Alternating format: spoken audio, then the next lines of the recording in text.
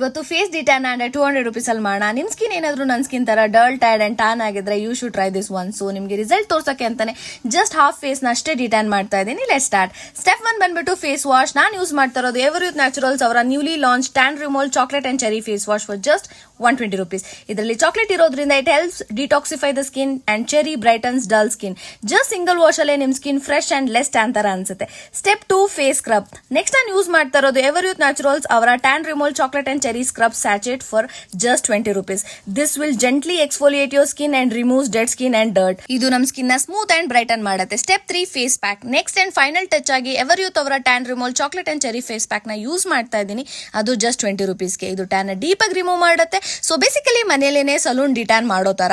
Look at the difference. ಈ side already ಒಂದ್ shade brighter ಆಗಿ ಕಾಣಿಸ್ತಾ ಇದೆ. ನಂಗಂತೂ ಈ ಪ್ರಾಡಕ್ಟ್ಸ್ ತುಂಬಾನೇ ಇಷ್ಟ ಆಯ್ತು. ಅದಕ್ಕೆ ರೆಗ್ಯುಲರ್ ಯೂಸ್ ಮಾಡಕ್ಕೆ ಅಂತಾನೆ ಲಾರ್ಜರ್ ಟ್ಯೂಬ್ಸ್ ನ ಕೂಡ ಪರ್ಚೇಸ್ ಮಾಡಿದ್ದೀನಿ. ಸೊ ನೀವು ಕೂಡ ಪ್ರಾಪರ್ ಡಿಟ್ಯಾನ್ ರೂಟೀನ್ ನ ಮನೇಲೆ ಮಾಡಬೇಕು ಅಂದ್ರೆ ಗೆಟ್ ಎವರ್ಯೂತ್ ನ್ಯಾಚುರಲ್ ಪ್ರಾಡಕ್ಟ್ಸ್.